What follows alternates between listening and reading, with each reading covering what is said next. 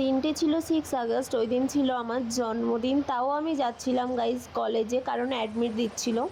ট্রেনে উঠে পড়েছি কলেজ যাওয়ার জন্য, আর একটা লজেন্সের প্যাকেটও কিনে নিয়েছি। এখানে এসে দেখছি এত ভিড়, আর ও অনেক আগে ছুটে এসে ফার্স্ট লাইনে দাঁড়িয়ে পড়েছিল। আমি তো শিয়ানাগিরি করে ওর সামনে গিয়ে দাঁড়াতেই অনেক মেয়েরা ঝগড়া করেছে, আর অ্যাডমিট নেওয়া হয়ে গেছে। আর তার মধ্যে আমি একজনের সঙ্গে অনেক ঘুরেছি, কিন্তু ভিডিও ক্লিপ ব্লগে দেওয়া পারমিশন নেই, ওই জন্য আমি ভিডিওগুলো দিতে পারিনি। কিন্তু অনেক অনেক ঘুরেছি দুজন।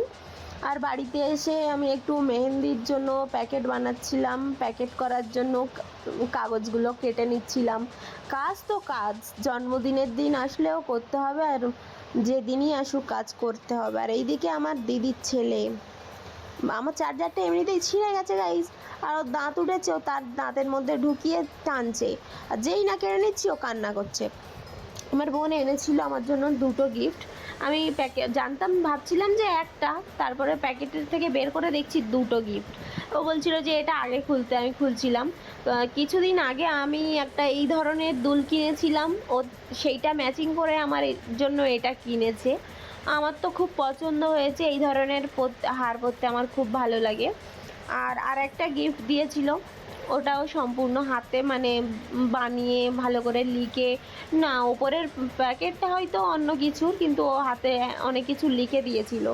আর এই বদমাশ হাঁটা শিখেছে, সারাক্ষণ হাঁটছে, আর আমরা ভয়ে থাকছি।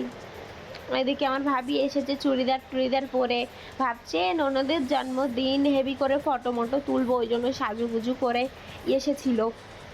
আমিও একটু রেডি হয়ে নিয়েছি, আমার বোনরাও রেডি হয়ে নিয়েছে, কারণ মা এত কিছু আয়োজন করেছে, একটু তো আনন্দ করতেই হবে, ফটো ভিডিও তুলতেই হবে।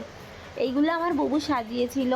মা অনেক রকম ফল মিষ্টি হ্যানা ত্যানা এইসব করেছিল, তো আমার বউ বললো যে আমি একটু সাজিয়ে দিই, যার ছেলের নিয়ে আমি ভিডিও ছাড়ি, উনি আমার ওইগুলো করে দিয়েছিল। আমার বোনরা এখানে ডান্স করতে গাইজ, দেখো।